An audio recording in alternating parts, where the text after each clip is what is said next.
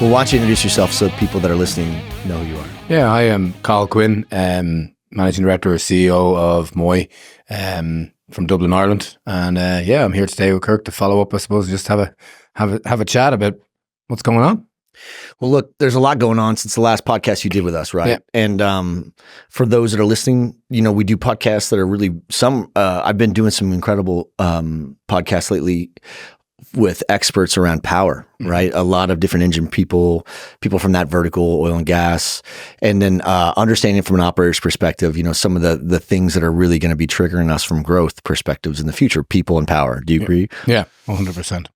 So I'm doing podcasts to educate because we have to make this more prevalent and easier for people to understand. It's such a complicated industry, but everybody touches it every day around the world. But everybody uses a data center every day, multiple times, but you'd be surprised how little people know what a data center is.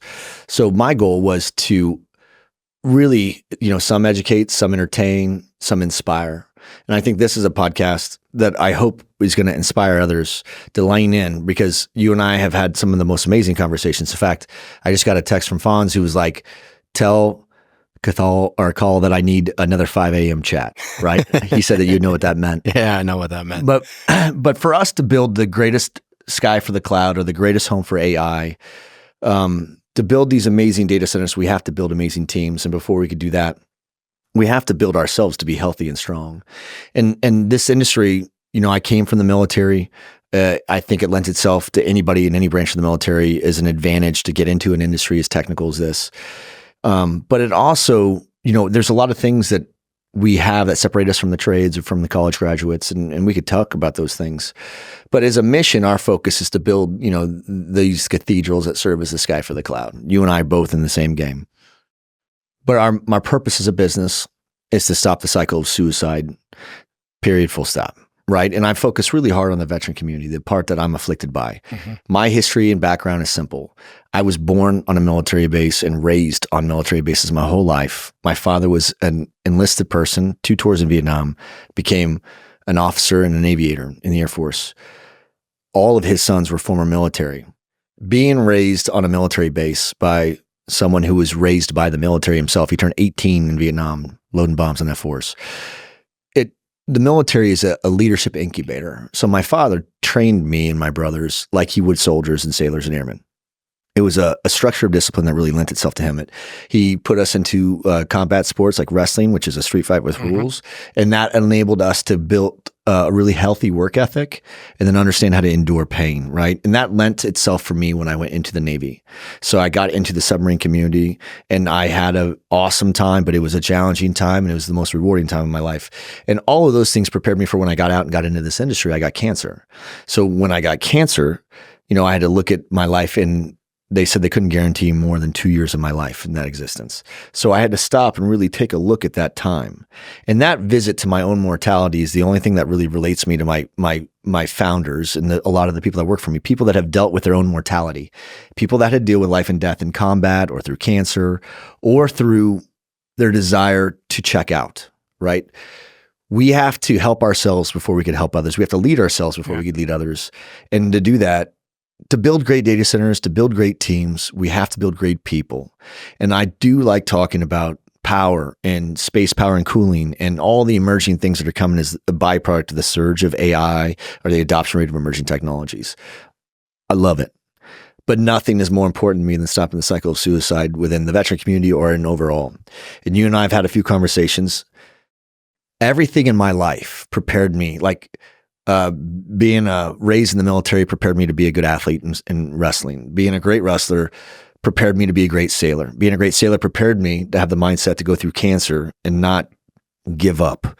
And those things prepared me to really launch a career that allows me to try to do all the things that I love. You're not going to find people more passionate about what they do or more purpose-driven. Except I used to say that until I met you, right? And I think that in talking with you and the trail walks that we've had, and we're going to break into how you walked me through Cannes and introduced me to the whole European industry, which seems to be in orbit around you because your energy is infectious, right? But I think that your story is incredibly inspiring.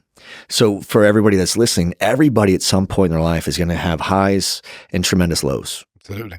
And mental health is really important to me. I've done, Jen Renneker, who was walking with us this morning, she's leading the campaign on the Human Reset for Women, and Jesse Sargent, there's people are coming back, but we have to let it take place. We have to plant those seeds and let it take root. And we're going to bring them back on and start measuring what happens when they start changing things in their daily habits and how they implement consistency in some of the things that they do that makes them a better son, a better husband, a better father, a better co-founder, a better leader in anything in light. And it's the same for Jen, right?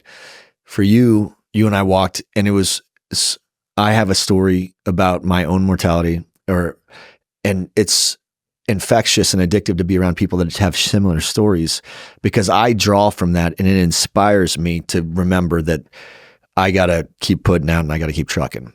And you have one of those stories, and I asked you a long time ago if we could ever share it. Yeah. And it's your story to share. And then that'll dovetail into where we'll pick up where we met and how this relationship, I think, it'll have a profound impact on both of us and those among us. Yeah. Do you agree? I 100% agree. And I think the big thing, we talked about it last time I was here. For me, I'm like you. I absolutely love this sector. I love this industry. I love the energy in it. And yeah, it's critical, especially right now. It's critical that we talk about power, because it's a huge driver, obviously, and lack thereof. In the car coming here, we were just talking about Dublin and how it's predominantly closed. But for me, the first power of our industry is people. Yeah, it's all about people. We can talk about AI, and it's coming, in spades. But it's humans that are going to, develop, design, build, operate, maintain, and continue to design the future of these buildings. And if we can't, you talk about building these people, but it's also when we build something. So when we build a building site, when we build a construction project, for me, when we build a roof, right? Because that's the easiest way. You build it, but there's no such thing as a no maintenance building. So you got to maintain that. Yeah. And I think that's something a lot of the time in human life that gets forgotten. We build ourselves up and I'm ready. Chasing a dollar. I'm ready to take on the world. And I've done my studies. I've done a bit of work on myself. I tend to go to the gym as much as I can, and I'm done. So now I can take on the world in my career, but you've got to maintain, and I think we forget that sometimes, and as leaders in our industry sometimes as well, which we both are lucky enough to be in that position, fortunate, I think, rather than lucky, to be in that position where we do lead our companies and we lead people within our organizations, that it's on us and the other leaders around us to make sure that those supports are given to people to maintain that position and continuously, develop the self. So I suppose I don't know, where to start. I talked a bit last time, quite a bit, I suppose, about sport and all that piece and that kind of piece of childhood and that piece of life. I'm not going to go deep into very early years, but look, there were tough moments in childhood. It was difficult. I didn't make it overly easy for myself either, I'll be honest. I'm a great believer in owning your own story and owning your own stuff. But I had, we came from a relatively normal family. There was, both parents worked. Dad was in and out of jobs. Mom held a steady job. Weren't all that present during, busy working to make sure they earn money to, keep food on the table for their children and themselves. But I suppose from a very young age, I would say as young as 8 or 9, and it's a bit scary to say that because my son is now 8 going on 9, James, and I found myself lost. And, I'll talk about it over the next short period, but I don't think I really found anything near to myself till I was probably 26 years of age. And I found lots of things, positive and negative, to get lost in. And we talked about it coming here. I believe I'm a human that hasn't got a dimmer switch. We're in a room here that has lights. Some are up, some are down, some are in the middle. I have on or off. Yeah, I'm all in. I have no governor. I'm just- either on or off. I'm literally all in or all out. If I believe in something, whether that's something that's good for me or bad for me, I'm in. And if I don't believe in it, I'm out. 100%. There's other people that, well done to them, and I see them, and I'm like, they hover around those grey areas, and they can dance in and dance out. For me, I just can't. So I found some relatively healthy things in my young age, like we talked about last time, like sports to get lost in. And I found my sense of belonging in them. But while I was doing that, I also found some other parallel lives, because I was trying really hard from a very young age to fit in. We moved from the countryside to Dublin when I was 9 years of age. And I had the basketball and athletics thing going on, but I also started hanging around with some people, just trying to be cool, trying to be a cool teenager. You were working as a bartender this long? Yeah, I was working as a bartender, but like I'd hang out with guys in the evenings. Because as a bartender, though, you're probably meeting everybody of all types. Absolutely everybody. And when you work in a bar from the age of 13, you get exposed to people and things that, like now I look at my daughter, she turned 12, 2 weeks ago. There's no way she's going to work in a bar right now. A year from now? No, shit, no. Different time. Different times, it's just, it just wouldn't happen. When you end up, your first job in the industry though was with Moy? Yeah, how long ago? You've been there for 18 years? Moy, I'll be here 18 years in August. Yeah. Okay. So, so I suppose we talked last, so that was my first job in, I suppose, that brought me to the data center industry. I was in a job for 2 years before that brought me to the construction industry. And I was probably about 5 or 6 years in Moy before I got we were already doing data centers at that stage, but before I got truly exposed to them. But I suppose the stuff for me, the original, we obviously today we talk very openly, much more openly. It's not open enough, but we talk much more openly about mental health, about minding that peace. But 25, 30 years ago, we didn't know. I'll be 43 this year next month. And we, when I was 13, 14, we didn't know what it was. We talked before, but we talked about dyslexia, we talked about ADHD.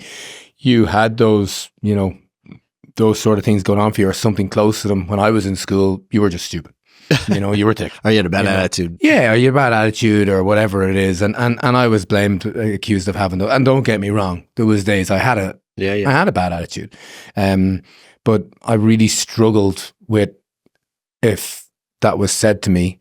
Initially I would fight it. And then eventually I'll go, okay, maybe I am. So fuck you. And I'll just play sport. And then when I'm not playing sport, I'll go and do other stuff. So I think for me though, the start of the end, instead of, going into too much detail, there was, I always talk about, when we do negative output things, we're generally trying to push something down within ourselves. Feelings, emotions. There's the people who talk about addiction, for example, and I'll come on to it in a few moments, but people who talk about addiction talk about it in its Latin terms, addiction. So it's the absence of speech and language. So addiction being speech and language, ad being non or against. So the absence of speech and language. And I suppose what that means to me today is that when somebody utilizes to an excessive amount, I mean, I think there's plenty of people out there that can utilize alcohol, caffeine, weed, whatever it is that they do, medicated drugs, in a safe, healthy way, moderation. That's fine.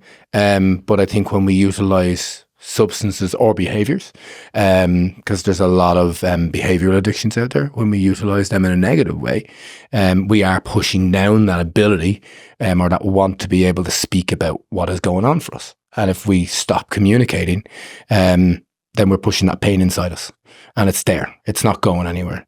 So I suppose at a young age I started messing around with a few bits and pieces, but I was lucky enough before the age of about 20, I never got lost in any of that because sport was so prevalent. So I had to stay fit, I had to stay healthy, did some dumb things and got caught.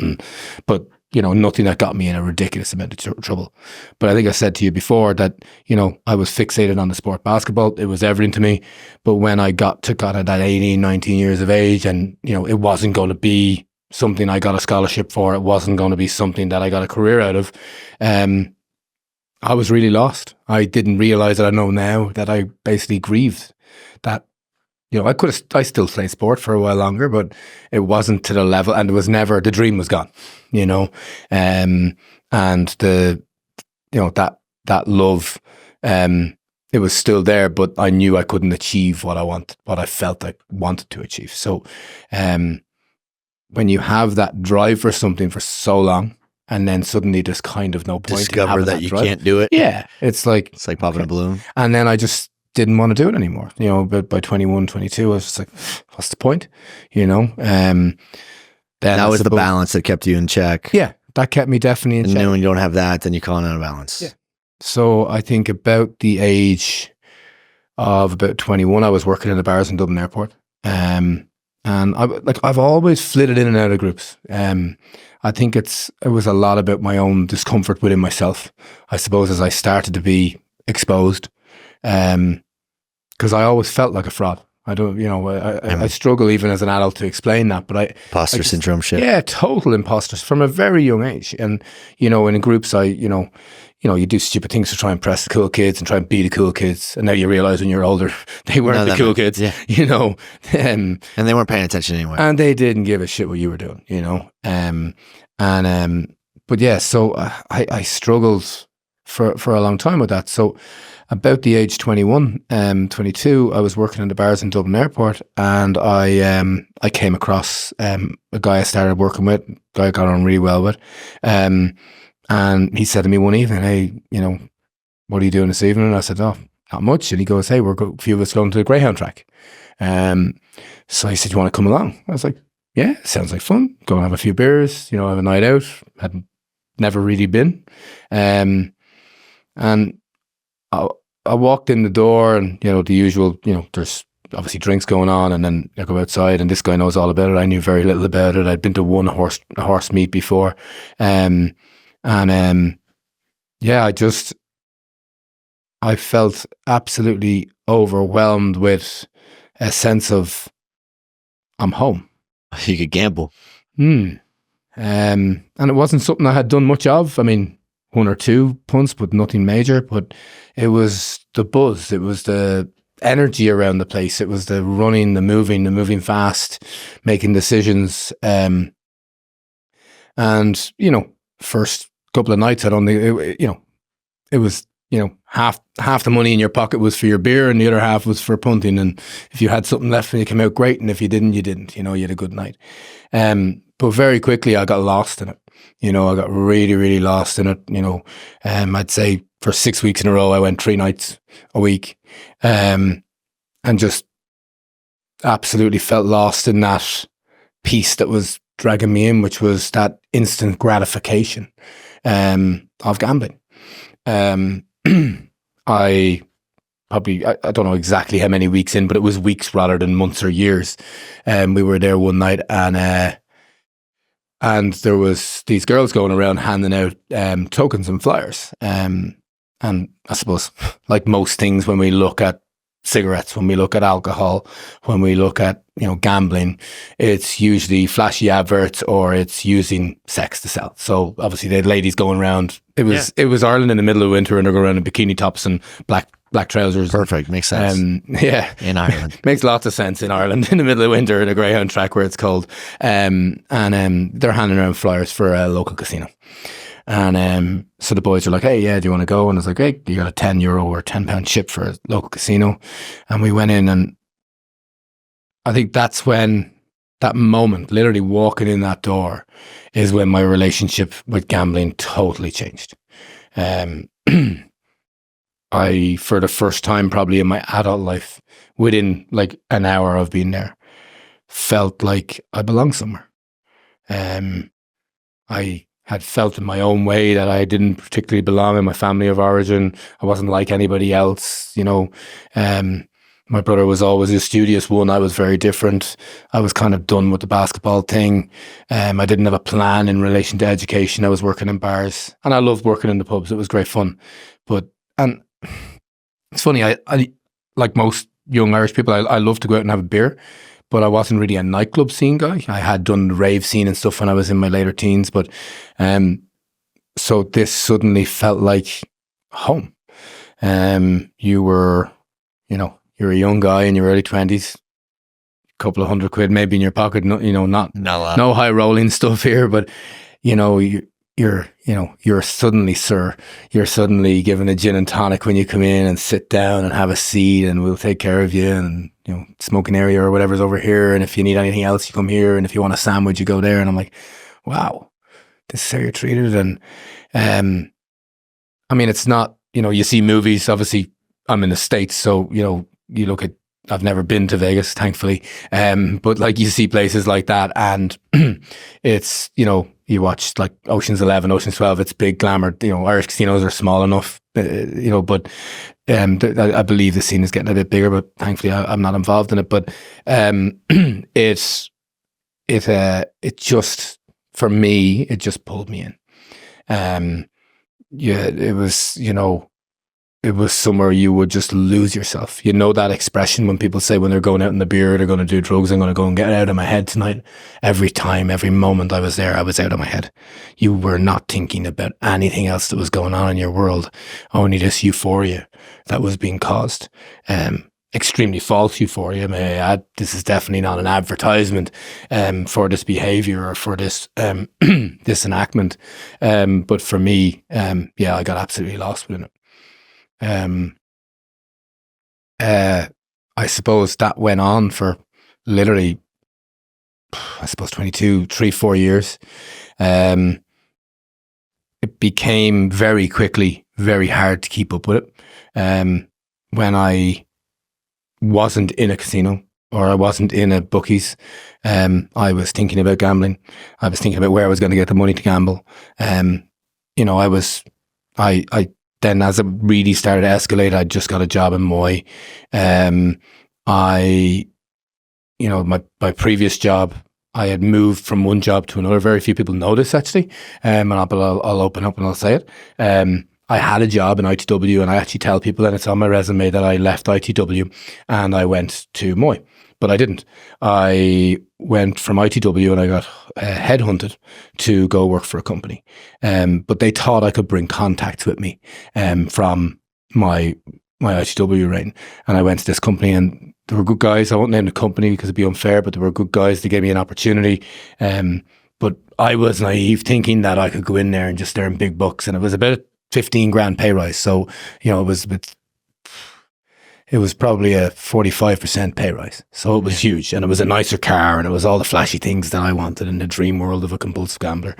But I worked there for 6 months, but I'll rephrase that. I was employed by them for 6 months, and they gave me a lot of rain, and they realized after 6 months I wasn't doing a tap. So they fired me.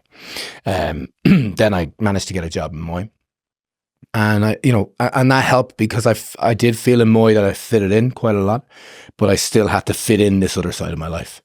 By that stage, it had escalated to literally, as I said, every waking moment I was thinking about, dreaming about, trying to get money for gambling. I started to damage pretty much every relationship I had in life.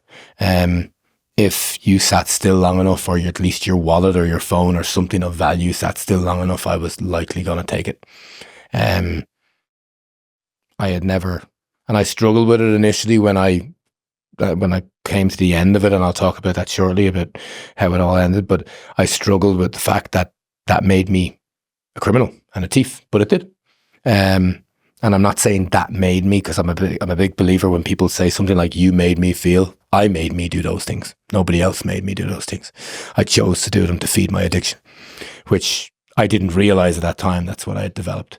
It literally, I was obsessed by it. It was every waking moment. And something that I started to figure out a little bit towards the end, but really later on in years of counseling, was that it was never any more about winning the money. It was about the moment of euphoria waiting to find out whether you won or lost. It's that anticipation. So I tended to play. I used to start with, like, let's say horses or dogs. Then it turned into, like, say, poker and stuff like that. But I ended with things like blackjack and stuff like that because it was more instant gratification. It was quick hit. I can only imagine it's like going through the drugs and going through something that's really slow release to something that's like, bang, hit me now.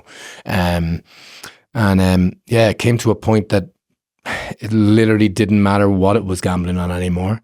It wasn't fun anymore. It was pain. It was, it was just existing.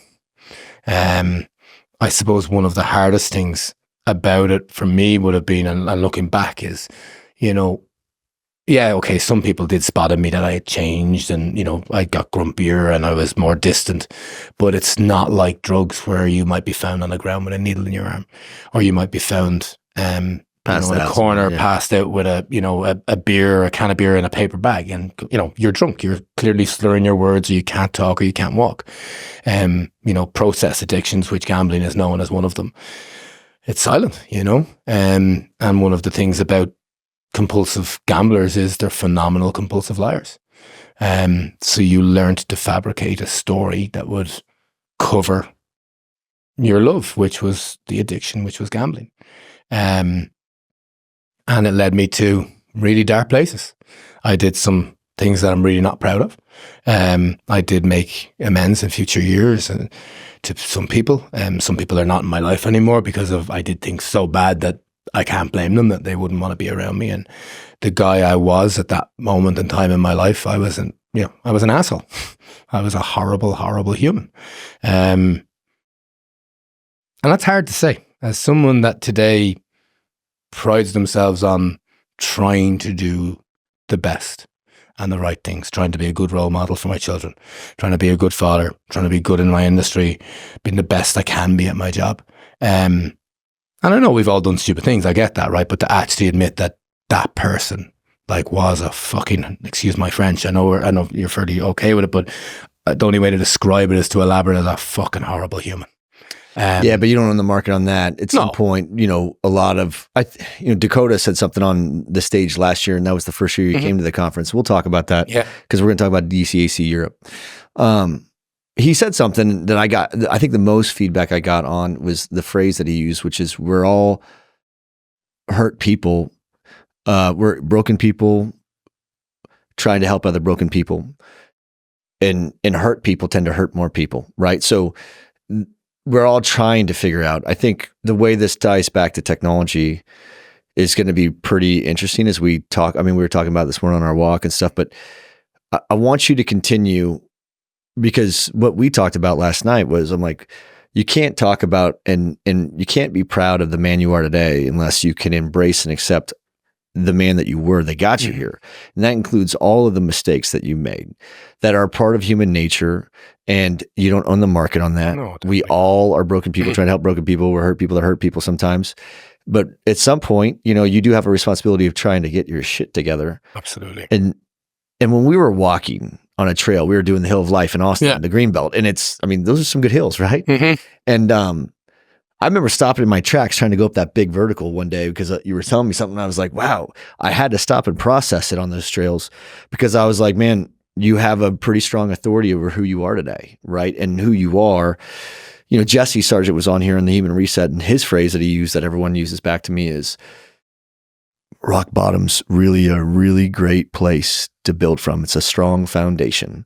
And you were talking to me about, because I'm like, how the hell does someone, how did you become the man you are? And you can tell when talking to you, when the things that we were doing, that you're not a common person. So I was trying to understand what codifies that person. And I do it with men and women around me. I'm constantly around incredible people. And when I'm trying to figure out what makes that person like that. You're obviously, you beat yourself up over the things that you said over the past. And, I'm sure you've forgiven yourself, is all in the past, but you were turning the corner right around then when you figured it out, it sounds like. Am I wrong? Yeah, I suppose first and foremost answer, I definitely have forgiven myself. I today love myself. I don't mean that in a, You can tell by the way you I'm carry vain. yourself. But I've learned to accept who I am, and I wouldn't, you're right, I wouldn't change a single thing I have gone through in life. And I've gone through and put myself through some really crappy stuff. And the way that you've embraced it Yeah. and owned it is what makes you a stronger person. It's me. It's I remember talking, we talked before, I remember talking recently to Gary Connolly. We weren't talking about this topic in Ireland, and obviously I talked to him a lot, and you met him out in Cannes. He said, look, and it's not, he says, he doesn't own the saying, but he said a lot of people say, you got to be yourself because everybody else is taken. Yeah. I can't remember who he said That's first, a bumper but- sticker. I've seen it. Yeah. Sorry? Yeah, I've seen Yeah. it. I've seen it. Yeah. So I mean, I embrace who I am today. If I go back to what you're saying, when did I start to do that? Yeah, Jesse's right. How did you get to rock bottom? Yeah. How did I get to rock bottom? I suppose the last year of active addiction was just obviously the most chaotic. How long ago was that, I think? So my last bet was the 2nd of January, 2008. 2008. Yeah. Right. So it's 16 years ago. Gotcha. So leading up to that, I suppose the year leading up to that, I, had gotten in a lot of trouble. I had basically ran out of people, companies, friends to steal from. I literally had nowhere to turn anymore. Anytime I got any sum of money, I would build it up sometimes, but it'd go inevitably. It was never enough. Enough was never enough. It's kind of like when you watch movies like, say, Trainspotting, and you watch and look at that first hit, you're always chasing that same feeling. And that's kind of it. Like, double up. Okay, I'll double again. And then I'll have enough to pay off. Two of them will be twice as good. Yeah. If I double up, I'll pay my debts. But now actually no, but if I double again, I'll pay my debts and I'll have the same again, 50, 60, 70 grand, whatever it is, to be able to go again. And in my head, I can gamble that then, or I can gamble half of that and I can put half away. Like, You're still doing good. But like, Yeah. what a delusional world, obviously I was living in, because I had absolutely no control over my compulsion to gamble. So yeah, I suppose the end really was, the build-up of that year where I was running out of funds and access to funds. Got fired from my job, fell out with friends. People started to disown me. Basically lived in my parents' house as a recluse in my room. Not eating a lot, I put on a lot of weight over that period. Over kind of when I stopped playing sport, but literally lost 2 stone in about 2-3 months. Where just, I wasn't eating. If I did have money, I wasn't spending them. In my head, I wasn't wasting it on food. I was keeping it for my drug, which was gambling. And it just became an absolutely disgusting, hideous world to live in. When I had no money or when I was alone in my room, all I could think about was how, and this goes back to the piece you were talking about, suicide, how much I was an affliction on the world, how I was a waster, how the teachers were right. I'd never amount to be anything. And I'm not for a second blaming my teachers for my addiction, by the way. I've only one human to blame, and that's me. I accept full responsibility for my actions and what I did. But yeah, it got to a point where I absolutely despised myself. And I didn't like being in my own skin. And, what I know now is I was having severe mental health problems. I would be lying in the bed and I'd hear, crazy noises and, like everything was either really loud or really shallow noises. And, because there was no quiet in my head. There was no peace in my head. I was not at peace whatsoever. It was a chaotic mind in a chaotic world that I was living in. And I suppose around that Christmas, so it would have been the Christmas of 2007, I fully accepted and was quite at peace with the fact that I was done. Like you said earlier, I think I was ready to check out. Yeah. I felt that whatever death was going to be could not be anywhere near as painful as this. It's funny, time goes so quick when you're in it, but I just remember constantly apart from the moments when I was gambling, and they became less and less because you had less access to funds to gamble. It was just that constant feeling of misery, of despair, of sadness, but just of, the rock bottom being not seen any way out. You look up and all you can see is a black hole, and there's no way out. I'm now not employable, lying to everybody about everything. I have a job, I don't have a job, what am I doing? Friends, girlfriends, whatever it might be, literally couldn't tell the truth, because if I told the truth, I had to expose my, what I now know was an illness. And I didn't want to admit, or wasn't in a place for that. But I got to the point where I fully accepted and that I was done with this world. And that was around Christmas. It was Christmas, yeah. So I was at home, in Mum and Dad's. I think it was New Year's Eve. I managed to steal a credit card from somebody, and get a couple of grand off it. And I was already in hock at this stage. Like, I was, I'd gone to every, just to understand it. Like I'd literally, this is the Celtic Tiger, or the back end of it. So you could get loans, you could get credit cards quite easy. I had burned out of those, like even the ones on the radio that were advertising, high interest loans and all this kind of, even they were refusing me. Like, I was literally like blacklisted from any way of borrowing any money or getting hold of any funds. So I stole that last credit card, managed to get a couple of grand off it. And it was gone within, a day and a half. So that last night of gambling was the 2nd of January 2008, with the last bit of money that was left in that. And when I got there, I actually haven't thought about this in quite a while, but when I got that card, I knew and I'd fully accepted that I'm not going to win, and I'm not going to, no way am I going to, I'd failed so many times. There was no way I was going to make the money back up with this money, but this was my last hit. This was my one last go. And when I was done, I was done. And so that was the 2nd of January 2008.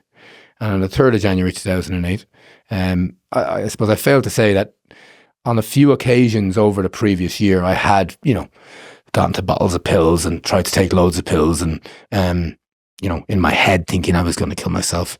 But I think at that point, I didn't know it till afterwards. I wasn't quite ready. I'd take them in and I'd go into the bathroom and I'd try and throw them up. I thought about, I tried to wrap ropes around my neck, but that was too painful and couldn't do it. And, but at this time I had accepted and decided that I was done with life. I was out of here. And I felt that, number one, I would be in less pain and the world would be a better place without me. And I fully believe that. I got in my car, the next day, the 3rd of January 2008, and I took the drive about 3 hours, from my house to the Cliffs of Moher. Is that the picture that you gave me this morning? That's the picture I gave you this morning. Damn. The place that I love, and it's tattooed on my arm. It's beautiful. Very inspiring. It's the most beautiful place in Ireland. And I went there because it was a serene place. I drove there. I smoked 2 packets of cigarettes, driving there with the windows down. And I had, in my adult life, definitely, but probably in my whole life, I'd never, ever felt at such peace with myself.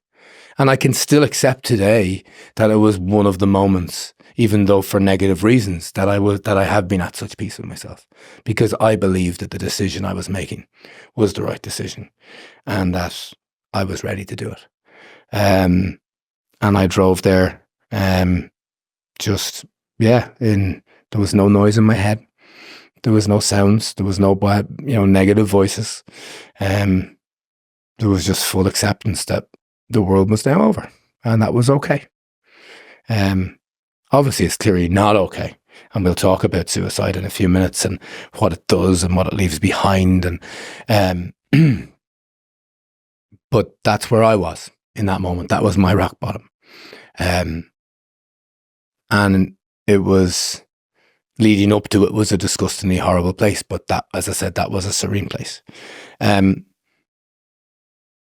I could sit here for 5 hours and talk to you about what happened next and where I went. But the short version is that I went there fully accepting that I was going to go to, which is probably one of the most popular jumping spots in Ireland, one of the most beautiful places that people go to jump. And yeah, people have been known to jump there. I mean, you're not coming back up. You know, you're not being found.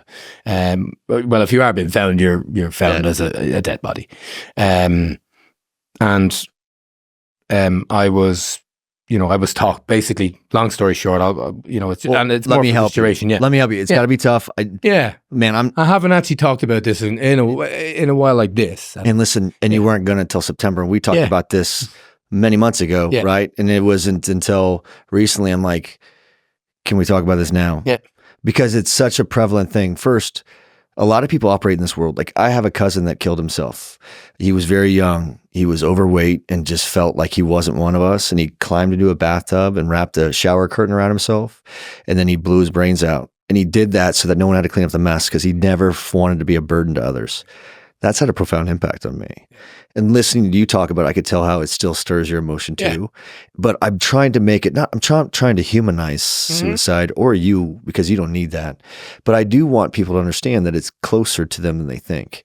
You may not think so, but there's people among us right now. There's people that are going to listen to this podcast that are going to relate to almost anything and everything you just said. I may even know them. They may know me, and hidden underneath their ability or their skill to hide it is a lot of pain in someone that wants to hurt themselves. There's people that hurt themselves every day.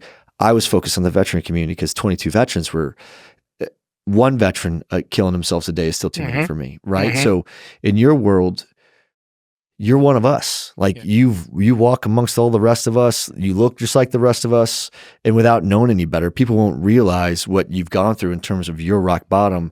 The part of the story that I think was really turning was, someone, you owed someone some money and they called you, and then they, instead of destroying you, they helped you. And the reason why they helped you was pretty inspiring, and I think pivot from that, the darkest part of your life, because like I've had Dakota Meyer with the Medal of Honor talking about the worst day of his life, and he has to repeat that all the time. That's got to be hard to do, right? I think a lot of people have seen the movie, and we understand what happens when people go up there and the circumstances that thankfully allowed them to remove themselves, but you ended up somewhere where you were getting help, and someone who you owed money to could have probably had you thrown in jail. Absolutely. And instead, they showed you love and they showed you mercy. And I think that's the part of technology and the human part of what we do that I want to bring together. Yeah. So pick up on that part if you can. I don't want to upset. And you know what? I think it's really important. And what has got me through an awful lot over the last number of years and I talk about this, and I talk about it with my wife and with my really close friends. I think it's really important to have that residue.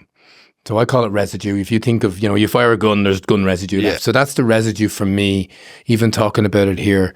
It's very important to accept and know how painful that was, because that's like, dropping a dumbbell on your foot and going, I'm not fucking doing that again.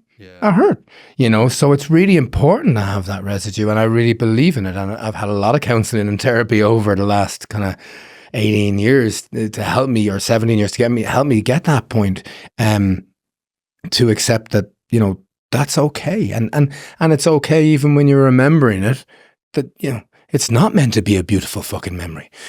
It's supposed to remind not my wedding day. It makes you sick. Yeah, absolutely. It's sick to the stomach. And so I suppose, as you said, look, couple of things happened. Obviously, somebody in that condition, yes, I was committed.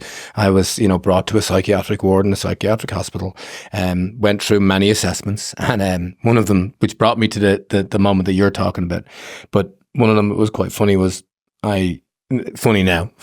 I had a counsellor come in and out to me, same lady, for 3 or 4 days, and like they brought you into the psychiatric hospital, and like, because you're a suicide risk, they take everything off you. They take your razor blades, the laces off your shorts, the laces off your shoes, obviously anything that can possibly be a harm to yourself or others.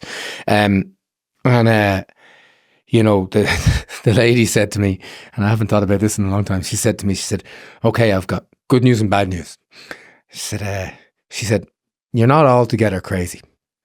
That's the good news. The bad news is you're an addict. And the hard thing is going to be for you to accept that and decide what you do next. But that's what you are. You're a gambling addict. And she talked to me much longer, Of course. a session longer than we're going to do today, on, what that meant, and, how I was utilizing it to feed my feelings and my negative feelings, etc., etc. So at that point, they referred me to a treatment center, and I went for an interview in a treatment center. So at this point, there was one particular person, but he knows exactly who he is. He knows what he's done for me in life. And so do a lot of people who are close to me. But there was one particular person that I owed quite a lot of money to, and I'd stolen from, and I'd treated like shit. And he called me that evening because he'd been chasing me for the money and chasing me for an update because I'd dodged him for about 6 months. And he rang me that evening and he said, "So where are we?" And it was the first time in 5 years I'd been honest with anybody. I told him exactly where I was, exactly where I was going tomorrow, moving into this place for the next 5 weeks, to get treatment for my gambling addiction. And this man very calmly said, "Okay, you go now, you go do that, and give me a ring a week after you get out." And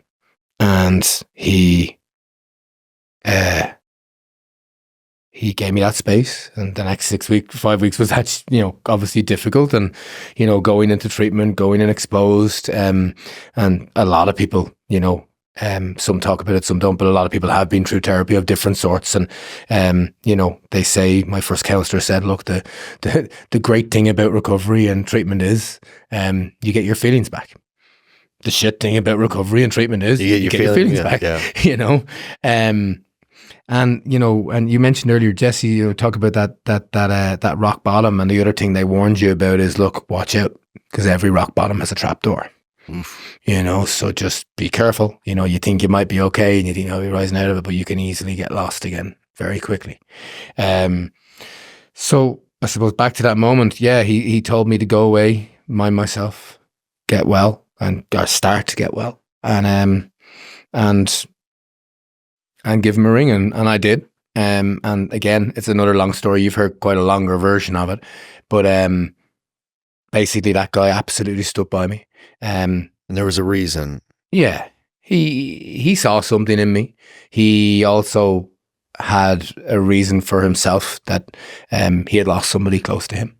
And he said if that person ever messed up like I did, he would hope that they were given an opportunity like he was going to give me. How about that? That was the part that stopped me in my walk, right? So he could have destroyed you, but he'd been personally afflicted by this. Yeah. And he wasn't inflicted by the same thing. He was inflicted by, he was impacted by loss. Yes. And the loss of a loved one. And in honor of that loved one is why he... Absolutely. Yeah. He saw in me, and he saw a young person that was lost, and he saw a young person that deserved an opportunity and a chance in life. Sure. And he gave me that. He gave me some stern warnings that, you'll do this once, you'll get one opportunity. Yeah. That's how it works. And I mentioned earlier that I'm an absolute all or nothing character. Very quickly, I was exposed to an opportunity at a new life. And very quickly I made the decision, I'm going to make this work. All in. All in. As you know from talking to me, I like numbers. I'm a statistics guy.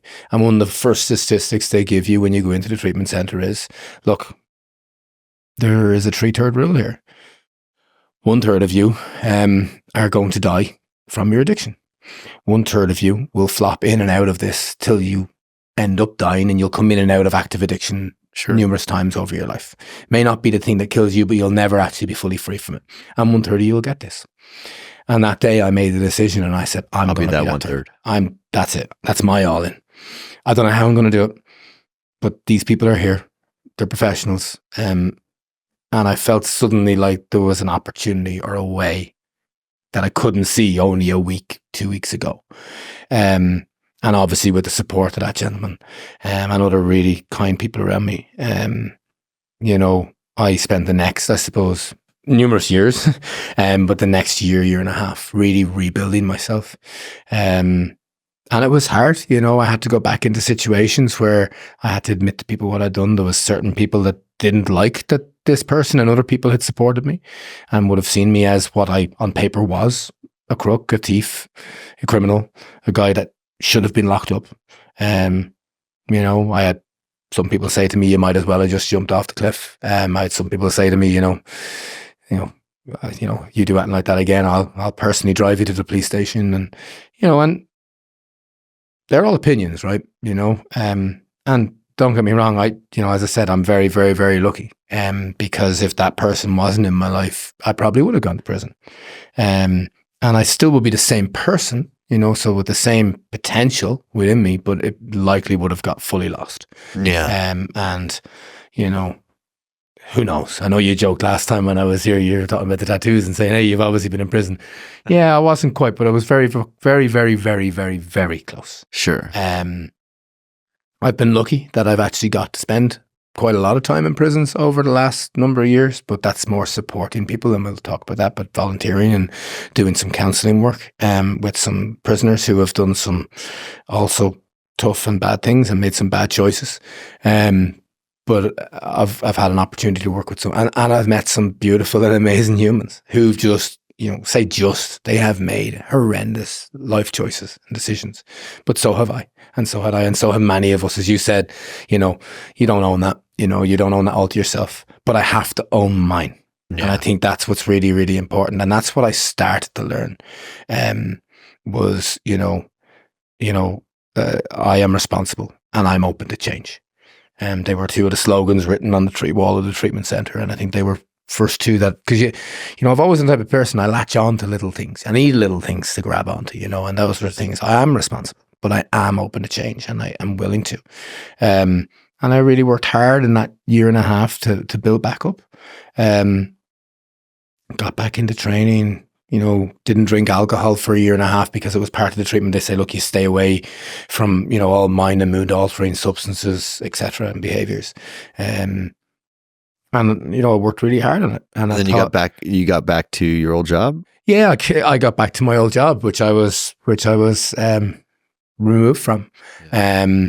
And thanks to that, you know, that wonderful human. And now you're the managing director and CEO of that company and that you got fired. You know what? Look, I've definitely never said this on air before. I'm the very first person to ever get fired from my materials and be rehired. And the old CEO gave me that opportunity. And to this day, you know, it has been thrown back in my face, you know, recent enough as about a year ago. But look, that's mine and that gentleman's. We own that together. He made that decision. I'm very, very, very, very grateful, eternally grateful that he did. But I've busted my ass both for myself and him to prove that it was the right decision. That he did the right thing by giving you that second chance to reinvent yourself as a man. Yeah. He gave you that second chance to reinvent yourself. He absolutely gave me a chance to reinvent or invent myself, because I don't think I ever really knew who I was until after that moment. And that was probably one of the first times in my life that I had really experienced true unconditional love from another human being. It's addictive, huh? Yeah. Yeah, that's a good thing. I say it to a junkie that's on gambling, you know what I'm saying? But I'm like, that's the right addiction. Yeah, absolutely. Is helping people. I mean, I didn't really know you for shit until you came to DCAC. No. And like, look, I wanted people, I don't want to paint or trivialize any of these things, but the story that you just shared, I think a lot of people could relate to. I think there's going to be people that will listen to this in a year from now that find it maybe even still, it'll be relatable to people that could understand that maybe they've hit a rock bottom and they just don't believe that there's a way out, and that's an only option. And what we're trying to say is, you know, believe in humanity, give it a shot, because there's a lot of people that have been afflicted in some way, either directly or indirectly. Like, you're a person that's been directly, someone who was helping you may have been more indirectly because they lost someone. Absolutely. But still, your commitment to that, you've helped yourself. You know, we all say, you know, we're just broken people trying to help other broken people. Mm-hmm. What is galvanized in others could be fractured or weak in others. And then if there's overlapping offsets on those two people, they could create a healthy balance. I'm seeing it all day, every day, right? And what I wanted people to hear was, the suicide option is still very prevalent, and there's a lot of people that put themselves in a situation where they think that's the only option. And what I'm trying to say is, not only is there more options, but all you need is one person to believe in that and be that spark that'll help you. And if they give you the opportunity to reinvent yourself, that's all you need is that opportunity. You can't guarantee results. No, because you can't guarantee your effort, but you can guarantee opportunities. Absolutely. And as you said, all it takes is that one person. And you know, I think it has definitely made me, or created a person within me that will, and I'll often say to people, you know, you just don't know. Some people have done shitty things to me over the last number of years, but you know, I've done some shitty things, you know, and I'll always try and look at it and say, okay, where is their baseline? Where are they coming from? You know, I won't even say it out loud. I'll say it in my head and I'll think about it. And I've studied quite a bit about, you know, addiction. I've studied to be an addiction counselor more because I wanted to figure myself out. And I did think about a career change at one stage, but it was more really to figure myself out and figure out what this really meant. But I think that piece of, it's, you know, it takes one person. And I think that, yes, the world is definitely getting better. You know, I talked about it last time, we've brought in, you know, mental health first aiders. We've trained people who already work within our company to be mental health first aiders. I think the next generation. That's awesome. Yeah, and it's so important. I need to do that maybe. You know, how many, you know, we're on construction sites, right? There's first aid kits everywhere. There's people that are trained, you know, CPR, there's defibrillators, there's all that kind of stuff. But, you know, up until a few years ago, you come in and you know, you're either honest about it or you're dark and in a dark place. There's no patch repair kit. You know, there's no plaster, there's no bandage, there's no cream, you know, there's no visit to A&E and look, we'll patch that up and you take a few weeks off and the only thing that helps solve those problems is love. Yeah. Yeah, love, true human emotion and just, I suppose, I remember talking before about, you know, being in my opinion, the people I've seen that have been really, truly great leaders.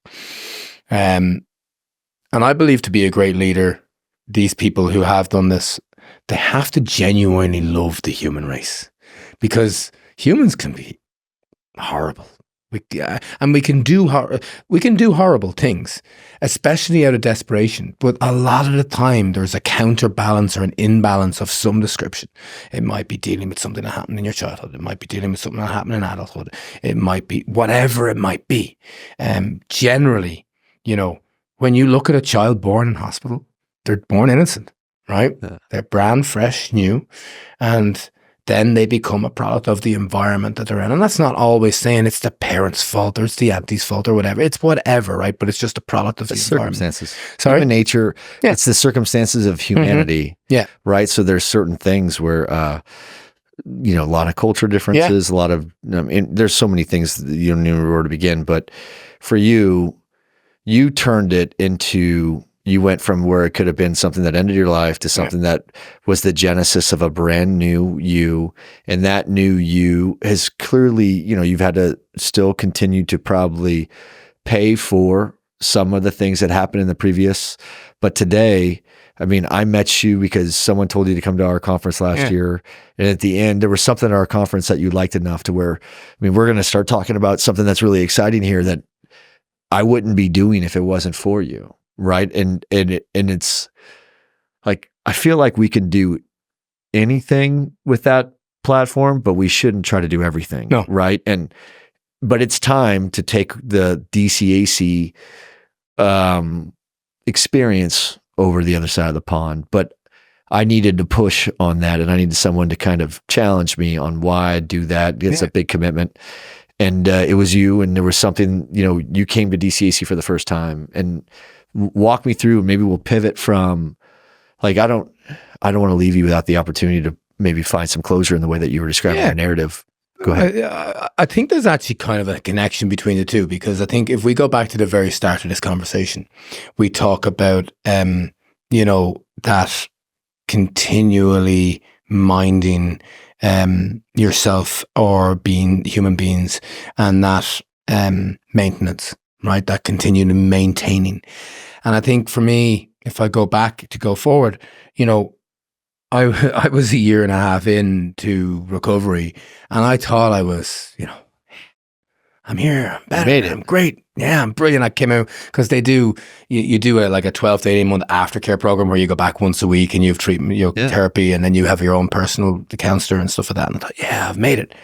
And then, you're allowed to go back and have the odd beer again and stuff like this. And, you take it easy and you go back and you're having a beer. And then I, met my then wife very soon after that, because I was like, right, you're a whole other person. And I'm looking after myself. I got in better shape. I was, obviously relatively attractive to Paula, and that she's got glaucoma. She's got glaucoma. I've met her. She wears glasses. Yeah.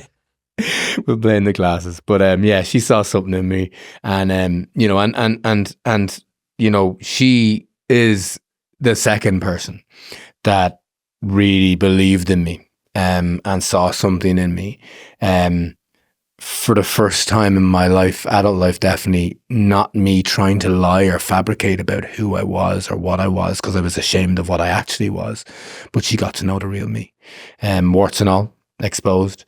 But one of the things I found in that next couple of years was I had only started working on myself. There was a long road to travel, because you had the initial work done, but like now you actually had to learn how to deal with when the next shit happened, when something else happened and you didn't have these purchases and these. It's not a destination. You never arrive. You never arrive. Just leveling up. But I think along the way I managed, and I continually managed. But what brought me, I suppose, to DCAC was obviously, number one, a good friend of both of ours, Laramie LD, said to me, look, I've been talking to him about conferences I've been to, and I've been quite a lot around the world. Well, I say around the world, Europe and the US. I haven't been at ones out in Asia and stuff like that yet. But he had said, look, you got to get to this. He knows my character. He knows the type of person I am. I've talked before. Look, I'm sitting here opposite you. I wouldn't see myself as part of the Navy Super Brigade. And that's not slagging off people that wear Navy suits. Yeah, if you can pull it off, you can pull it off. It ain't me. It never was. I did do it because I had to in the initial years, but now that I feel comfortable enough in my own skin within the industry now, as well as in life, I can walk into a room wearing a pair of denim shorts and tattoos out and just be myself, because that is me. And Laramie was like, that this is the type of place for you. I also was at a point where, if I kind of fast forward quite a bit, from that point on, in my career, it went so quick. Things happened. The Celtic Tiger died. I talked about all this last time. I got an opportunity to move to London, but within that, we get very busy, right? Life gets busy. You got family, kids, very, very blessed. My wife is wonderful, wonderful sporting human being. Paula, I love her to bits, and she's amazing. And my two beautiful kids, me and James. But I've been traveling an awful lot for the last number of years, and especially pre-COVID, traveling 42 weeks a year, trying everything I could to make this business what it could be, not being a martyr. Obviously I did feel like I owed that man something. His name's Pat Farrell, and I'm not meaning to not give him a name, but I will check with him. But he was my guardian angel, and I obviously wanted to feel like I could do something and give something back.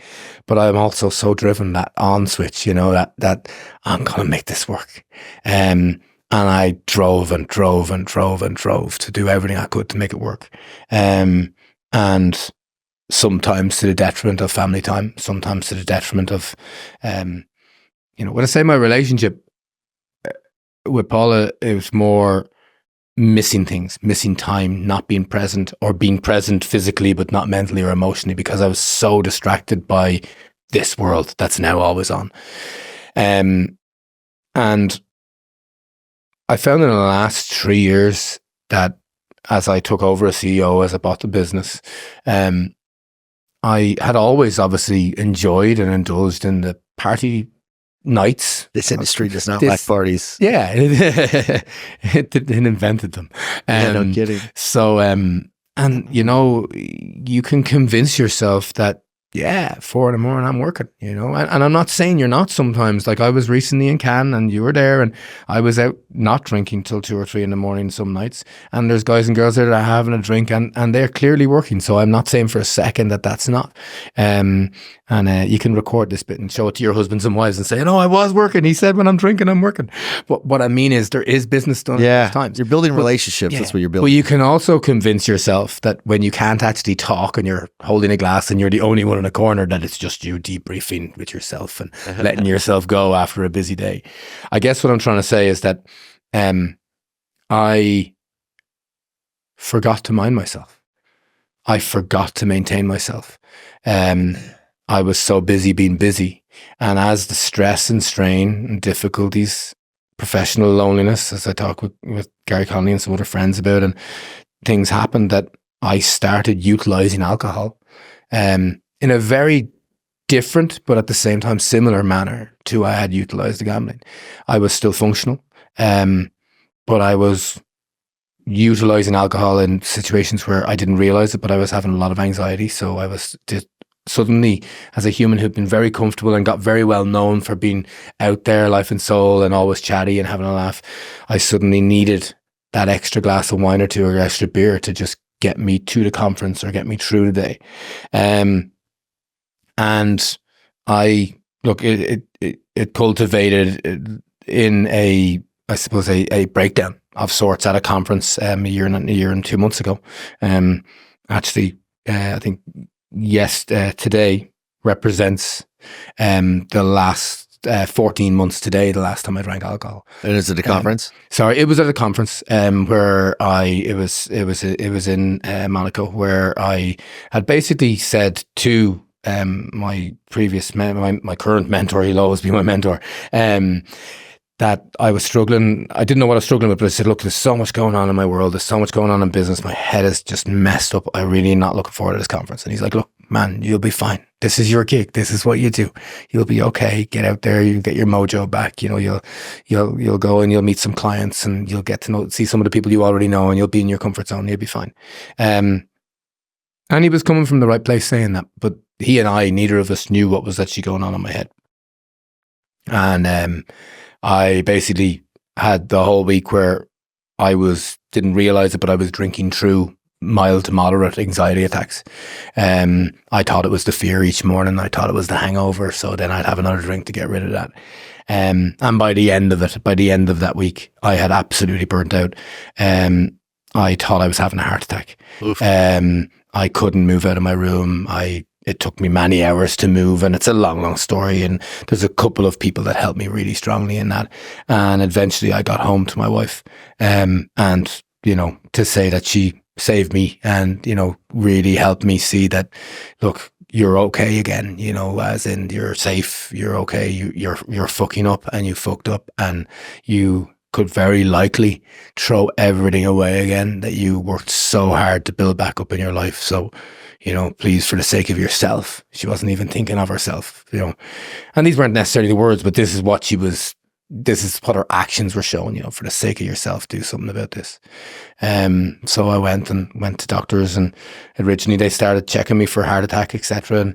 But then they realized very quickly, and I, you know, said to them that, look, I believed it was mental health related. And yeah, I was having total burnout, a mental health breakdown. I couldn't speak. I couldn't talk. I couldn't even talk to my own wife. It was you know, just that anybody, and there's going to be lots of people listening who have experienced anxiety attacks of multitude of levels. There's two types: those that have done it, yeah, and those that'll lie about it and say they have never felt like that. It wasn't until one of my, like, I have,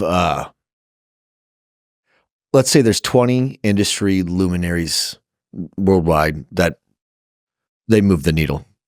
I would say there's probably less than 10, you know, I mean, there's 20 that are on the second leading, and I get to spend time with some of those people, and those people that have taken it on to either sponsor me in rooms that I'm not there, or they mentor me in rooms that I am.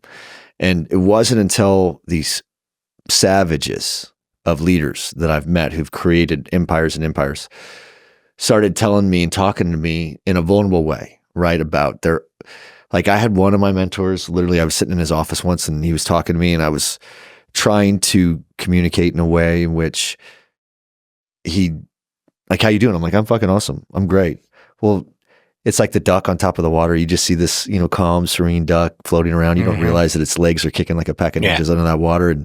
And and that's kind of how it is as an entrepreneur. Yeah. You know, you're a CEO and I'm one, and finally, it wasn't until he goes, Kirk, if you're like, you should be in the fetal position at least once a month on a Friday, every other week. If you're not sick to your stomach, then you're probably playing it way too safe, you know? And it wasn't until those really powerful people started explaining to me that even they have huge struggles. And like, these guys were asking me what I was doing, you know, because as I was going through my separation divorce, you know, like, what are you doing on that side? Because who I am as a man impacts me as a CEO, just like who I am as a father impacts me. It's like, does it make sense?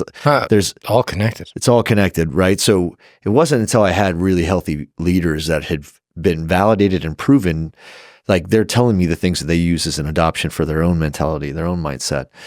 It wasn't until then that I realized like everybody struggles. It's just, there's two types of people in this world: those that do and they talk about it, and those that lie about it and pretend like they don't.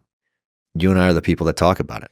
Yeah, and I think that's the bit, as I said, that you know, that addiction piece, you know, absence of speech and language, and I think it's so important to be able to talk about it, obviously in safe rooms and safe environments. And I'm doing it here, and some people might say, "Geez, you're doing this online for the sake of the industry." I'm doing it for the sake of any other human that could possibly be in a dark place and may hear this. And you know, I'm a huge advocate for suicide prevention, and Me too. there is nothing. There is no, and believe me, I've created a lot of problems for myself.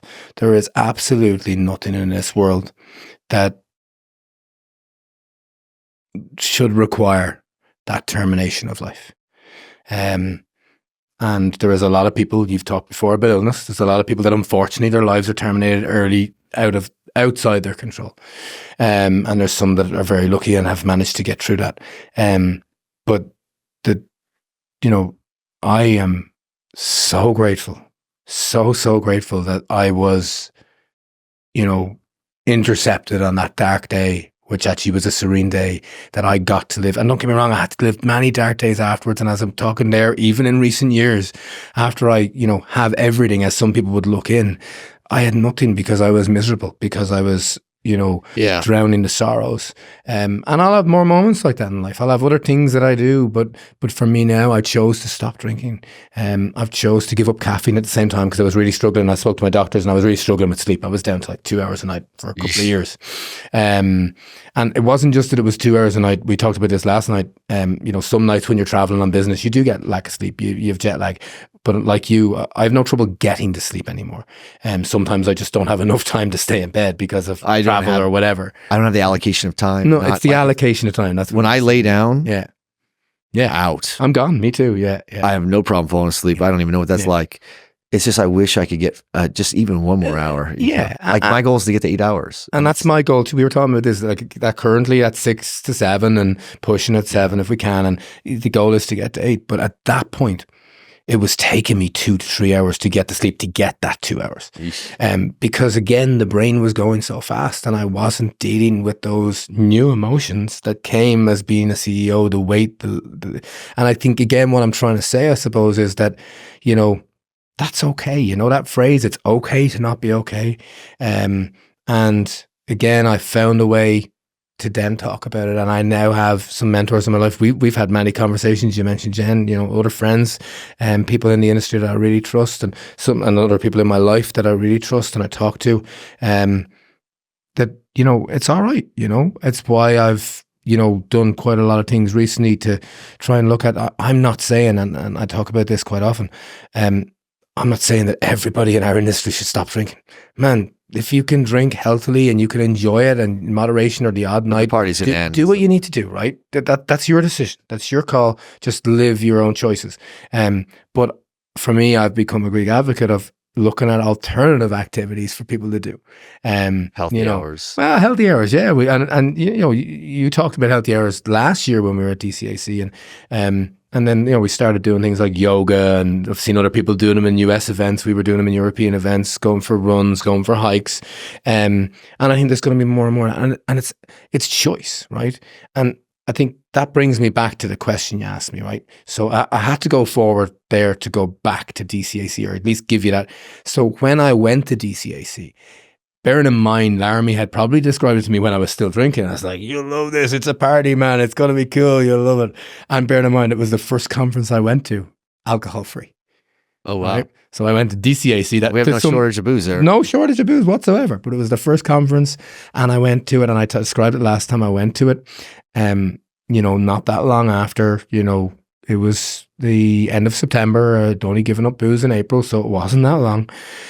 And it was the first conference that I'd gone to without booze, and also it wasn't. You've seen me in my own environment in Cannes. I'm very fortunate that I have a lot of friends and contacts within the industry, and a lot of people who, if they saw me now, that they know me, especially, and know what's going on, they saw me low, they'd put an arm around his shoulder and say, "Hey, buddy, you all right?" You want to slope off and have a convo. Whereas there, I was in a genuine foreign land, but amongst people that I didn't know. I knew some people, but not a very tiny percentage of the people. I felt the same way when I went to Canada, actually, so it was awesome. Yeah. I know exactly how you felt, and it's good. And it's good. It's good to feel that, that discomfort, that comfort within your own discomfort. I think it's really important to experience that at some stage in life. But I think for me at DCAC, what it did for me was I wasn't drinking, so I suck out other ways to have a laugh, to have fun once I settled in. And then when I got to the talks and the discussions and even the sub-conversations, it was, to go back to the very start of this conversation, it was the human element. It was power through humans, and as you said, I'm very passionate about, supporting people who have made faults through addiction or through mental health battles, through people who have, either tried to commit suicide, or the families of people who have lost loved ones through that, and I'm really, committed to doing everything I can to support people with, in that mental health battle. And when I saw your event and I saw what you were doing for similar reasons with the military, and that's obviously where your connection lies, because you've seen what it can do firsthand, and the trauma that's left behind, and it's the same thing. It's the rock bottom, it's the residue, it's all that stuff, and it's how we deal with those emotions. And it was the first conference I had attended that talked about that piece, that we have to talk about power. Of course we do. It's critical, right? But it talked openly about the human piece, and people were it was the first time I'd really seen people, and I'm not talking about it was like a cult of everyone going around holding hands, singing "Kumbaya, my Lord," and yeah, look at us, and we're all, it's definitely not that. It's a big party. But I don't know. There's just a different sort of feel about it that I hadn't experienced before. I think there's a lot of people. Man, you're at different stages in your career. Everyone's at a different stage. Mm-hmm. I remember when I had earned the right to go to my first conference. That was a big thing. I was in the industry for years before I was worthy or even able to have an opportunity to let me go to those conferences. And once I got there, I was like, is there a limit to how much fun this industry will have? And I definitely think that I tried to explore what those limits were, to the point in which I hosted my own conference. And even when I started this podcast, my very first one was with LD and JT, and we drank a bottle and a half of Blanton's in that first podcast. So now here I'm drinking sparkling water with you, right? Yeah. And I'm not saying I don't ever drink, but it's not as prevalent anymore, because it's not because it's bad, because I've outgrown that. I'm not in that phase. But I don't think, like the conference last year, we added a very intentional and deliberate focus to the human aspect. We can't just talk about the emerging technologies, and we can't just talk about the burden of power, the burden of supply chain. We have to talk about humans, right? Because a lot of these companies are designed to look at their workforce much like a machine. And if there's a piece of the machine that's just simply not working very well, they're not going to invest. Very few people are like the man that you met who are going to invest into a non-sure thing, right? And it's easier to just rip out and replace that person, just like you would a busted part. And then you just hope that someone else, when that person gets put into the labor force as a free agent, you hope that you're not picking up someone else's shit. And what happens is all too often, a lot of people are being shuffled around from one bad company to the next. Yeah. And that's untenable. Plus, we're growing at a clip that is unscalable based on the current layout of labor. power is the existential threat to this industry from an infrastructure perspective, but people remain the most important factor for this industry. And we have people that are only getting busier and they're working harder and the parties aren't getting smaller and people aren't getting healthier. And I learned on myself that the healthier I got, the higher my level of output and productivity was. And those things they help to be proportionate to my fulfillment in life, which is where I find joy, and that's, happiness or whatever. But if I'm doing things in service of my purpose, I'm typically fulfilled by that. And the better I do, the more I'm fulfilled by it. So for me, we brought in a person who I thought could inspire, and he is a recipient of the Medal of Honor. And that is not, most of those people that get that are posthumous. So it's not something that sadly they have to talk about it every day of their life, but it is the worst day of their life that they had to endure. Right. And some people, take that and it opens their heart and they use that love light to shine throughout the world. And they have, all these great intentions and they make the world a better place. They inspire people to go off and start a fire within themselves to go change, right? And then there's those that they don't do shit from it. They have too much of a burden to bear on their own, so they're not going to be able to contribute to society or humanity. They have to fix themselves, and there's in many cases they're just trying to survive, right? Because that's the circumstances of what comes with that. But for me, we wanted last year to be focused on only three things. I wanted to focus on people, power, and I wanted to focus on the human element, and we called it the human reset. And we do it all the time. Yeah. We'll be doing more podcasts on it, but you have to, when you plant seeds, you don't just stand there and watch the ground and hope that it grows. You got to let it cultivate, take root. Yeah, absolutely. So, and that's what we're doing. Is it's a long game. It's not a sprint. It's not transactional. It's not instantaneous gratification from the changes that we make. But we have to play the long game. My biggest failure as a leader is that I just did not play the long game on people. Sometimes where I hired people for what I needed now, not realizing in a month, or 4 quarters from now, I was going to need a lot more horsepower and outgrow people, right? I would do things like that, but I just learned that I have to play the long game. There will be a press release coming out of the person. We have 2 major keynote speakers at DCAC in Austin this year, one in the morning and one in the afternoon. One in the morning is technology focused, industry focused, and they're coming from the most valuable company in the world. So if you know what that company is, you know where they're coming from, right? And then we have one in the afternoon that's going to be a luminary of leadership and the warrior mentality. He hosts, a podcast on a massive platform about the warrior mindset. And everybody, man or woman, regardless of age, they have to have that warrior mindset, because every day we go to war with the inner bitch inside of our head, and either the champion, your inner champion wins or the inner bitch wins. Either way, there's going to be a battle, right? Yeah. And having people guide us who inspire us, like what your story is. I mean, for those that are listening, to recap, doing bad things does not make you a bad person. Good people make bad decisions all the time, and sometimes we just compound those. Men sabotage themselves way worse than others, it seems like, because we just tend to do that, right? But you basically worked yourself into your last limit and then found yourself coming back 18 years later. And, I don't know how long it took you to become that, but the company that fired you before you hit rock bottom is the company that you're now the CEO of. And now you're surrounded by, everybody knows who you are, right? Even in the States, you have a pretty good reputation. Over there, I know that you have a massive reputation because I've rode your wheel, followed you and shadowed you. And I got to see how many people admire and respect you. And that's not something that people give away, right? So this story, man, there's people that are listening, and maybe they're right where you were, maybe a month or 2 before that. They can't record their last gamble yet, or some shit, or whatever their addiction is. But everybody's addicted to something. Even the ones that you see that have no problems, quote unquote. Let me tell you what their number one addiction is. The most addictive thing in the world is comfort. And most people just sit and play safe, and then they sit in comfort, and then they, there's a poem, most men live lives of quiet desperation as they suffer in silence with lives of mediocrity. They're not fulfilled by what they're doing, but they feel like they're doing their job as husbands or fathers and providers, right? But this conference, this industry is going to be explosive. We have 47 gigawatts of power. The 45 gigawatts of power I think that we need by 2030.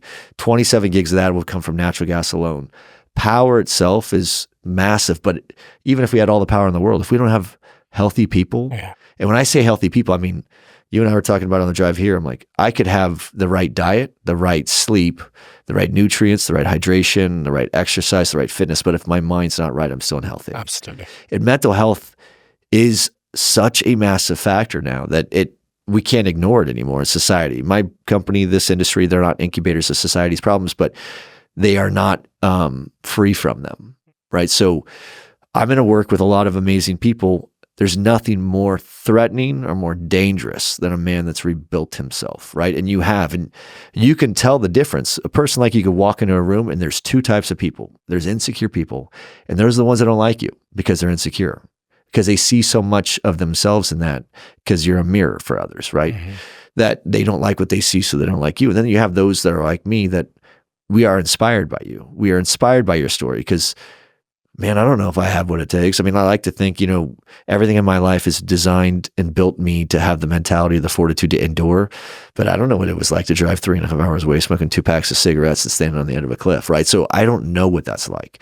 A lot of people don't, but a lot of people are going to be able to relate to it because they know others, right? And some people are going to come from this and they're going to be inspired themselves. Some people will come away from this and just want to help others and be more aware of those that they work with. Man, there's a lot of people that probably didn't know how unhealthy you were and how sick you were because you did a good job hiding it. Yeah, I think that's it. You do hide it, and it's and you hear that saying all the time. You don't know what happens behind closed doors. You don't know what happens behind closed minds. And we're in a sales arena as well. So salespeople are very good at telling a story, creating a false narrative, creating a narrative, projection. It's what they do, and they gotta paint a picture, and it becomes the world that you live within, but it's a facade, and although you might, and some people can do it forever, right? You might manage, but at the end of the day, for me, and I could only speak for myself because I will never speak for anybody else in this. For me, there was nothing but misery behind it, even up until a few years ago when that kind of the job got really difficult, and obviously I stopped drinking a year ago, like. I've loved what I've done for the last over a decade, really have loved it. And I really enjoy what I do. I have to learn, and I'm working hard to learn, where the brakes are, where the pause button is, and I think now, being honest, for me personally, without drinking, it does give me a bit more of that because there's less wasted mornings with hangovers. So I am getting more of my training in, those reset moments that you talk about, doing walks, a bit more reading. I've started to try and meditate recently. Those sort of things where I didn't have time for them before because I was either couldn't sleep, too busy. But what I didn't realize was how many extra hours I was losing by the late evenings. After midnight, if I've been with a client from lunchtime till midnight, is there really an extra deal to be done between midnight and 4 a.m. or am I just been greedy for myself? It's a lifestyle. Yeah. We could have bad habits. You're choosing, right? Yeah. You're choosing. So now today, by not choosing that, or if I do, like in PTC, I stayed out one night till 3:30, 4 in the morning. But the next morning, I just had to deal with lethargy. I just had to deal with tiredness. I wasn't hungover. If I say just, it's bloody hard for those who spent a week in Cannes a couple of weeks ago. It's 20-hour days, 80-hour days. It's nonstop. It's I was torn up after, but it was amazing. I had a great time. Met so many incredible people. It's the week. Exhausting. It is, but it's the week the year's built on. You can't wait. You get that access to so many people in the industry that we know and want to hear from and want to talk about. Beautiful area though. Beautiful area, beautiful location. Yeah. And but I guess what we're talking about here is that, the best person to recognize where you are is yourself if you let yourself. And I think the other message, I suppose, is if those of us can be, who are in good enough mind space ourselves, and I'm not saying we go around pointing out to people, oh, look at you, you're flawed, but supporting people who maybe appear not to be in a good place because maybe they can't see it yet. Yeah. And just being that shoulder. Just asking, buddy check. We buddy check all the time. Okay? Yeah. And if you know someone well enough, you okay? Hey, I'm grand. Are you really okay? Yeah. And if I'm not talking about crossing boundaries. I'm not talking about, but genuine care for, you look at that cantrip, you look at PTC, you look at even this week, right? You look at everything we do. We're spending a lot of time together, us type of people in confined together and like together all the time. Days. If you add it up over the years, more than you could spend maybe with your kids or your wives in certain years of your lives. So, we gotta care. We gotta be there for each other as a human race. So that takes us to where we're at, right? Because you came up to me during the conference and you're like, "Hey, thank you. This was different than anything I've done, right?" And it was unique. And look, that's by the design. Yeah, I don't want to be like everybody else. We want to be different, right? And we want to be disruptive. That conference was designed for to create an incubator for a better exchange of ideas. That's why we put the loudmouth soup in front of everyone right in the beginning of the day. And like, I want everyone, they're coming to party. Yeah. If I keep 100%. The party inside the conference, then the people will stay inside the conference. If I don't make the fun inside the conference, then they're going to go make their own fun outside the conference. Like, man, I went to Cannes. I never went to this conference a day in my life. I didn't look at the red carpet. I went to where all the VIP networking was, and those events are where I went and did all my shit. If I just plug that into a conference and make the conference about that part anyway, then I'm still going to create that exchange of ideas. And you came up and you're like, "Hey, I'm from Europe. How come you're not doing this in Europe?" And I said, "Well, that's a really good question because I've thought about it for years, but you can't do it without the support of Europe. You have to have people in Europe that are paying attention to what we're doing over here in the States and embrace it and want to support it and create." Like, I just look at this conference, just like I look at this podcast, as a bridge. This is a bridge into every military base for all the soldiers, sailors, and airmen to learn about an industry that, there's only 3 ways to get in this industry: through college, through the military, or through the trades. And they each offer something unique. The college, great. You're going to get a degree in something, but you're not going to have any experience in it. But you'll have proven that you can finish something. Typically, it means you can live alone for 4 years and party without going off the rails, as long as mom and dad can pay for that in most cases. If you go to the trades, you're learning a craftsman's skill. You're learning how to do a skill set that transcends all industries. You could be an electrician in any vertical of industry. You could be a plumber in any, you could be in commercial, residential, industrial, mission critical, right? There are also jobs that haven't been invented yet, right? But if you become an expert at one of those trades, you could go pretty high, wide, deep in this industry. The military offers a soft hand trade very similar to the craftsmen that you find in the unions.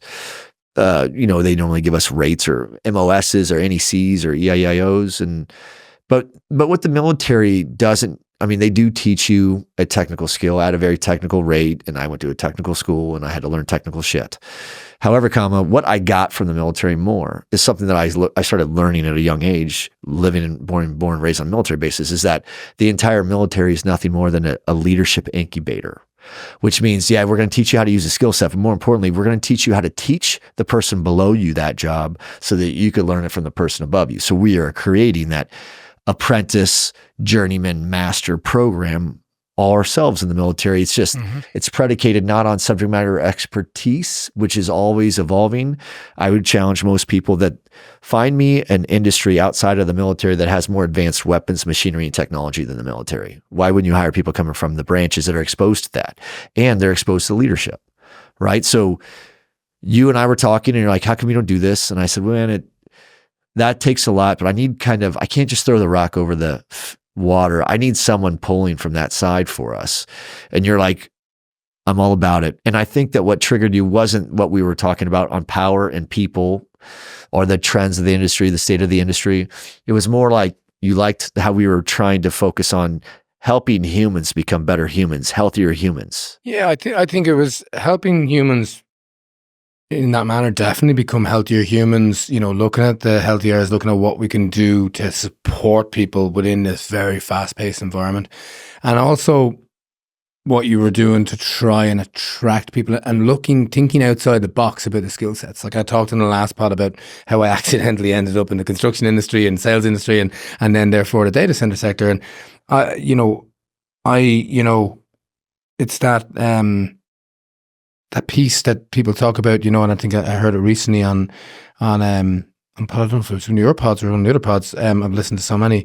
It was one of your pods. It was very, very recently, and it was talking about the not thinking about the IQ, but the I can. Sure. Right. So it was with I can is more important than IQ. I'm surrounded by geniuses. The other evening, right? And I was listening to it the other evening, and I think it's so, for me, when you start to think outside the box about the people that we can attract to this industry and the skill sets that are, cross suitable and can be utilized, those people with that I have done attitude and, chip on their shoulder, a little bit of grit. A little bit of, and look, for me, that's what's got me to where I am, that grit piece. And the second someone tells me then you're not going to do something, it's like that moment in Back to the Future, when McFly is told, you call me chicken, you know what I mean? And don't call me chicken, and someone tells me I can't do something. Yes, I can, and part of it, yes, is to show people, oh, well, I can. But actually, I think there's a bigger question in that. You start to question yourself and you go, are they right? Can I not do it? And you go, oh, I can. Yeah, I'm going to do this. So sometimes people think it's about the other person, but it's not. For me, it's about the question they evoke in yourself where you go, yeah, of course I can. And I'm going to, what I mean by that then, what the conference did for me was, look at how somebody and a group of people and you and the team were looking at this and having it all in one environment, having it in one place, having those people together, not being about titles, not being about badges. I bumped into there was no dress code. I got one stage, I was talking to a gentleman, I'm just a really nice bloke who I was chatting to. And then later on, you're like, yeah, that was him. And he explained to me who he was and the connection with Laramie and all that kind of stuff. He's a nice guy. But because there was no titles, because we just shot the breeze. Very unassuming. Absolutely. And there's many other gentlemen and ladies like that within the industry. But what I loved about it is much more. I'm not saying it's not in other conferences and other places, but I think because it's all together, because it's smaller, because it's more intimate in that way, that it evokes people to just be human and just be with each other and enjoy that, just chatting and learning from each other. And you talk about it where it's, look, no one's going to stand up there for half an hour and you walk out and you know everything that they've learned. They've learned it for 30 years or 20 years or 10 years or 5 years, whatever it is. But you got enough intel to strike that kind of match within you, to that fire of desire. I want to learn more about that desire to learn. So let's talk about it, because we're going to host DCAC Europe and you're going to help us. Absolutely. DCAC Europe is going to be in October. What are the dates again? It's October 15th, 16th. And it's going to be? It's DCAC Europe, but the host city is going to be Dublin. It is a European conference about Europe. Unfortunately, if it was just about Dublin, it would be a very short conference. No. But that's not what this conversation that we had was about. It was about hosting a conference that is about the European market, but in the same mannerisms as I saw the Austin conference. But obviously, it's in Europe. It is a different environment, right? It's data centers. It's similar environment, but there are some very, very core similarities and there are very core unique differences. Culture being one, and multiple cultures getting together within Europe. So we're going to have it in Dublin. It's going to be in a venue called The Well. It's just off Grafton Street, which is one of the best. It's going to be limited. We're going to limit it to how many people? 250 or 300? It's going to be 250 to 300 people. It's first year, It's going to be limited, though. We're doing it intentionally to where we could maximize that space. Yeah, absolutely. We have a great space. It was about, obviously one thing that you guys have done really well, and I'm a lover of music, and music has got me, through some dark times and also really helped me enjoy some really good times. And, we do a concert one night. Yeah, it's a wonderful connection. What's the band? So we have a band called the Riptide Movement, who are a well-known Irish band. Might not necessarily be known by a lot of people, but they have travelled. They play Glastonbury every year. They play the Electric Picnic, which is Ireland's biggest festival. It's going to be cool. We've got, We've got some things lined up like what you do in the US. We've got a charity golf tournament. Again, limited entries. We've got about 80 spots. And it's for that we're raising money for suicide prevention. Yeah, so suicide prevention and self-harm prevention, a charity, an Irish charity called Pieta House. They're a wonderful charity. I've talked to them many a times. I know a lot of people that have benefited, and they're also very supportive for the unfortunate events which happen where people are successful in taking their own lives. They do a huge amount for the families that are left behind. And a lot of work, which is amazing. So I spoke to them a couple of weeks ago, and we've agreed that they're going to be, they've agreed and we've agreed that they're going to be our charity of choice. And I think it's very fitting when we're talking about that human piece. So I think, I think there's a lot of pain and suffering out there, and it's important to be able to give something back. It's important. We can't do an event like this without contributing to the local society, communities in general. And that's what every year we do a charity golf event that typically benefits a veteran community that's focused on helping, transitioning veterans. I do know that we have some big names, and we're going to roll those out, but of the companies that are at least coming, are there any that I know that we talked about today? You and David have been really crushing bringing this conference over to Dublin, but there's some cool companies that are coming to speak at this thing. Yeah, there's some cool companies that are coming to speak. We've got speakers from Stack, from Pure, from Yonder, Vantage. We've got Vantage. Probably a couple of hyperscalers. Maybe we've got a couple of hyperscalers that we're talking to at the moment. Obviously, it's and I know there's intros and stuff, and there's some conversations been had, and there's some people that have both a business and an individual personal reason to want to be involved. We've a lot of we spoke to a lot of people who are really, really keen on getting behind this. Well, for them to get behind this, I want them to understand what this is, right? So those that are going to be coming to this, we've done this in America. And the model is we do a three-phase approach. We're focused on, we're going to focus on a state of the industry. I know there's a group that you have, particularly Lineside. Is that what it was? Yeah, so we've talked to Lineside. They're going to help us with state of the industry, and then a couple of other people who are going to talk a bit deeper on specific topics. We're going to talk about that. Yeah, but we're gonna talk about people. We're gonna talk about power, and we're talking about it from the industry's perspective.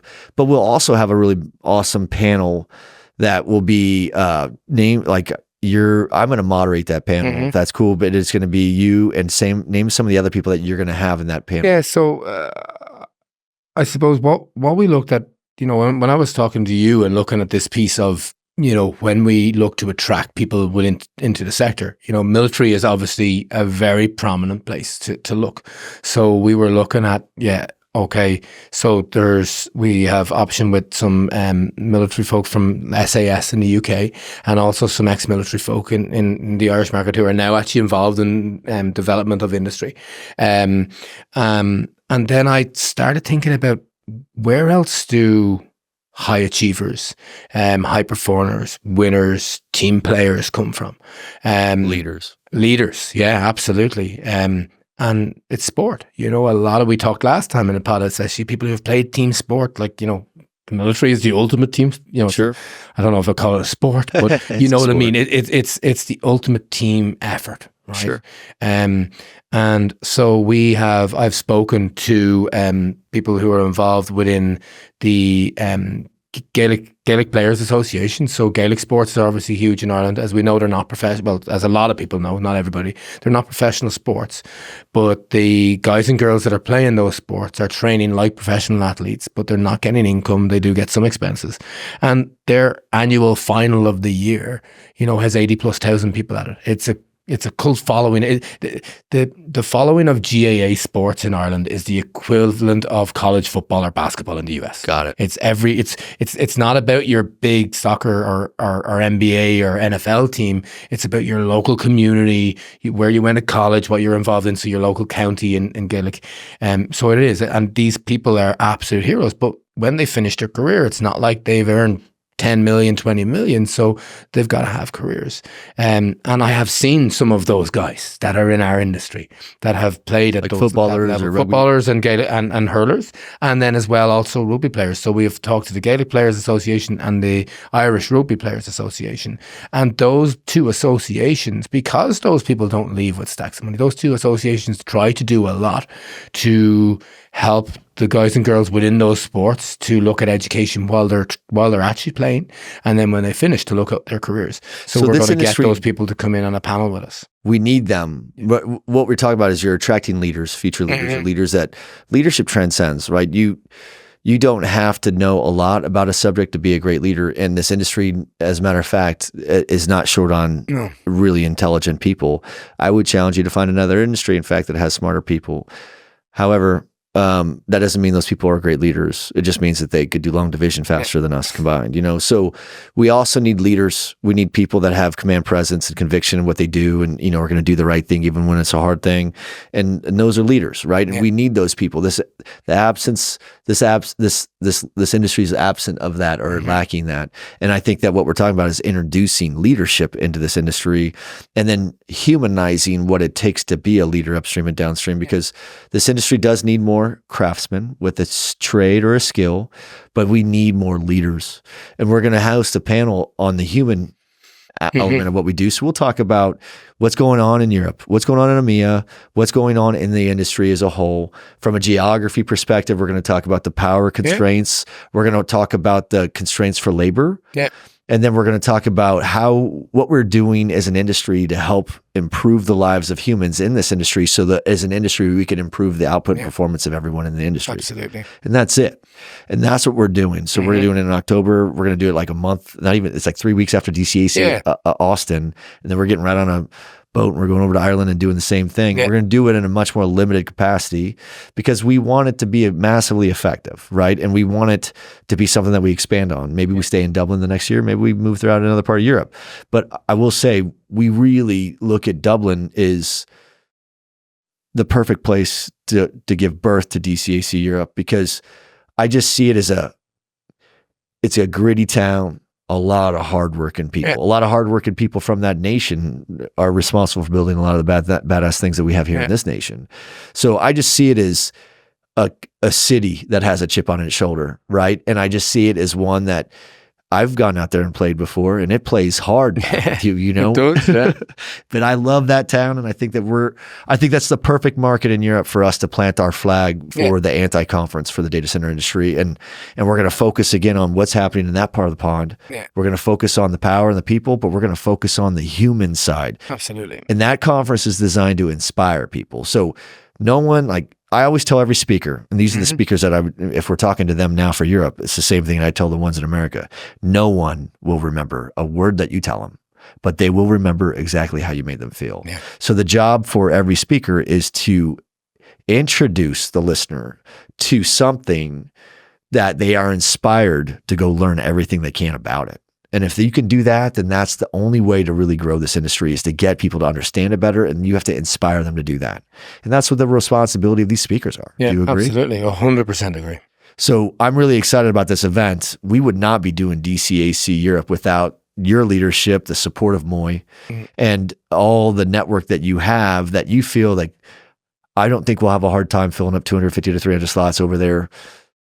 I think, in fact, it'll go quickly, but it doesn't matter how fast it sells. It matters how much it impacts. Yeah, it has to be about the impact. Look, I'm looking at some of the other people in my network are backing this too, and have said, look, Carl, if you buy in, we could change the industry with this. Yeah, I really believe that, we've talked about this before. There's some great conferences, there really is.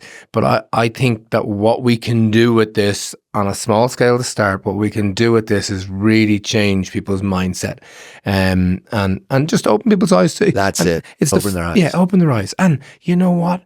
We can have a bit of fun while we're at it. Myself and David are cooking up a few little things, and we're trying to look at, look, this is really important that this is a European event. But look, a lot of the capital for our industry comes from America.